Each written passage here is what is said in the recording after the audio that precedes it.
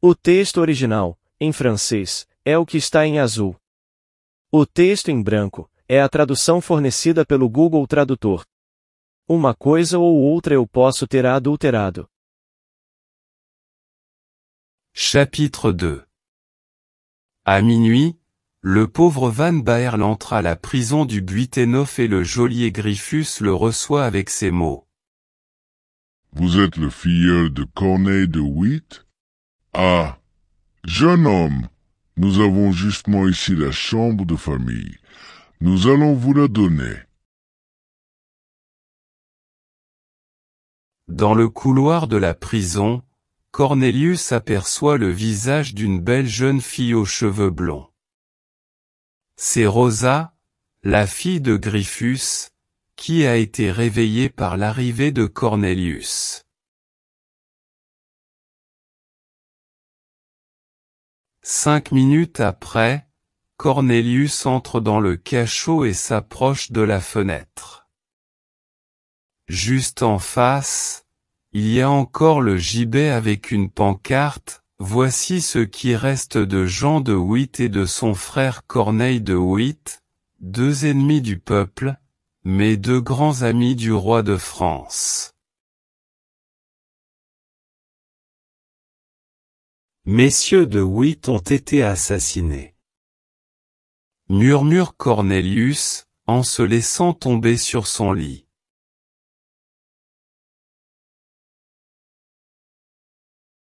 Puis, tirant de sa chemise les 3 cailloux de la tulipe noire, il les cache dans le coin le plus obscur de la pièce.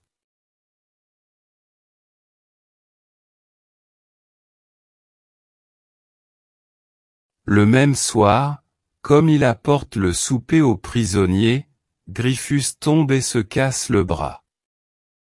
Pendant ce temps, la porte de la prison reste ouverte, mais Cornelius ne pense pas un seul instant à s'échapper. Au contraire, il porte immédiatement secours aux blessés.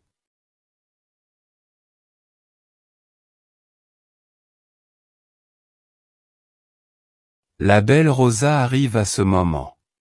« Aide-moi à me lever, ma fille. » lui dit Griffus. « Et aide le prisonnier à me soigner. » Puis Griffus s'évanouit pendant que Cornelius lui remet le bras en place.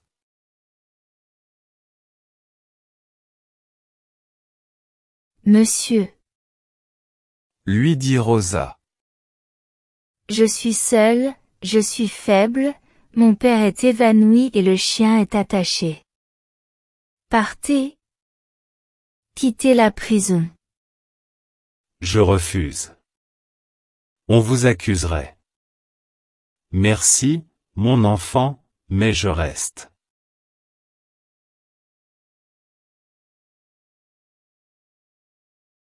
Vous restez. Mon Dieu. N'avez-vous donc pas compris que vous serez condamné à mort, et peut-être assassiné, ni en morceaux comme on a assassiné et mis en morceaux Monsieur Jean et Monsieur Corneille. Au nom du ciel, ne vous occupez pas de moi les filles.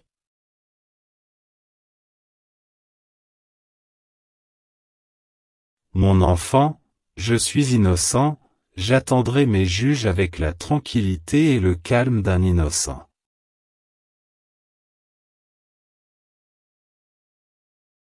Les juges viennent le lendemain au Buitenhof et interrogent Cornelius Van Baerle. Celui-ci reconnaît que son parrain lui a confié le paquet de lettres et il est condamné à mort. Cornelius écoute la sentence avec un visage plus étonné que triste. Vous serez condamné aujourd'hui, à midi. La belle Rosa s'avance vers Cornelius en appuyant ses 2 mains sur son cœur.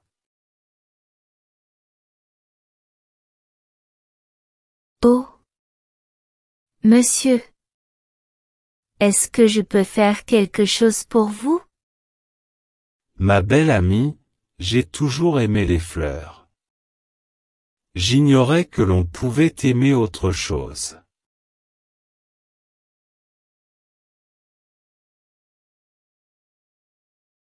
Oh! Ne rougissez pas, Rosa. J'aime les fleurs et j'ai trouvé le secret de la grande tulipe noire qui est l'objet d'un prix de 100 000 florins proposé par la Société horticole de Harlem.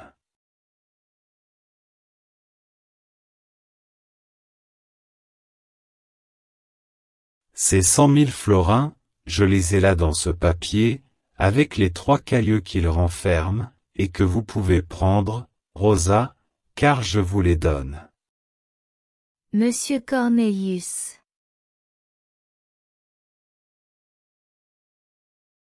Oh! Vous pouvez les prendre, mon enfant. Je suis seul au monde, mon père et ma mère sont morts, je n'ai ni sœur ni frère et je n'ai jamais aimé personne d'amour. Vous voyez bien, Rosa, que je suis seul au monde. Mais, monsieur, 100 000 florins.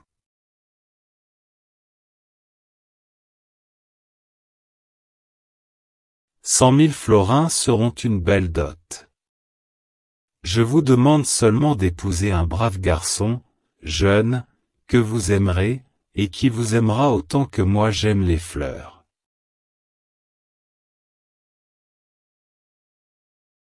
Ne m'interrompez pas, Rosa, je n'ai plus que quelques minutes de vie. La pauvre fille pleure.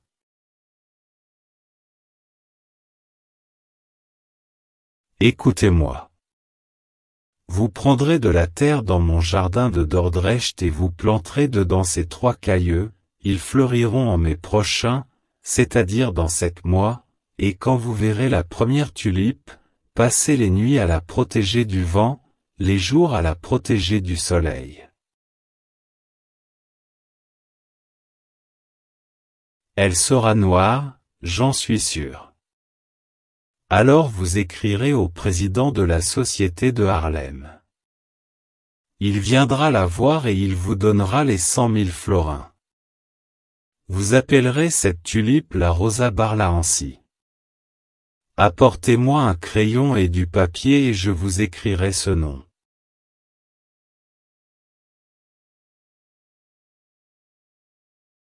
Prenez cette Bible qui a appartenu à votre parrain. Écrivez dessus ce que vous avez à écrire, Monsieur Cornelius. Je ne sais pas lire mais je vous promets de faire tout ce que vous écrirez.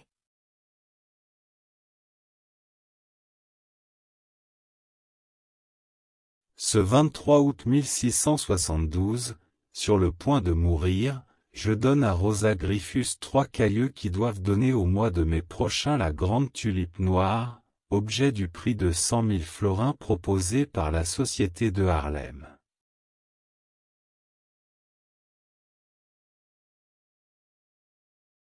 Je désire qu'elle reçoive ces 100 000 florins en mon nom, et je désire donner à la grande tulipe noire le nom de Rosa Barlahancy, c'est-à-dire son nom et le mien réunis. Cornelius van Baerle. À midi, Cornelius est conduit dans la cour de la prison mais, au moment où le bourreau lève son épée, il entend quelqu'un dire que Guillaume, prince d'Orange, lui fait grâce et qu'il change la peine de mort contre la prison à vie. Cornelius van Baerle n'est pas assez coupable pour mourir, mais il l'est trop pour redevenir libre.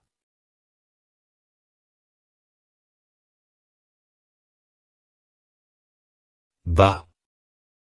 Tout n'est pas perdu. La prison à vie n'est pas si mauvaise avec Rosa. Et puis j'aurai aussi mes 3 cailloux de la tulipe noire.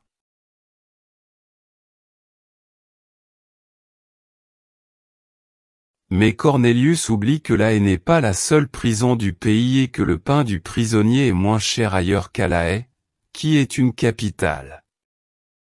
Son Altesse Guillaume l'envoie à la prison de Levestin, près de Dordrecht.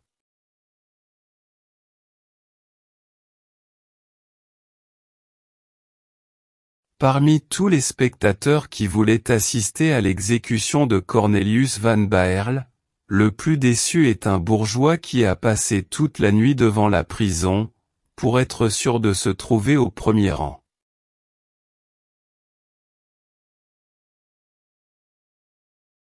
Ce bourgeois est Miner Isaac Boxtel.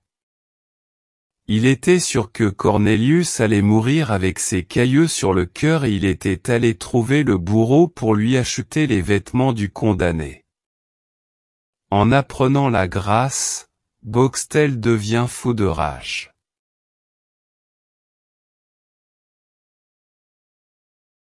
Question pour comprendre. 1. Que fait Cornelius lorsqu'il apprend qu'il est condamné?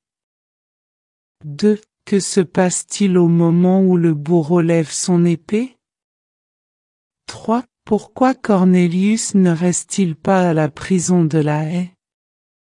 4. Pourquoi Boxtel devient-il fou de rage?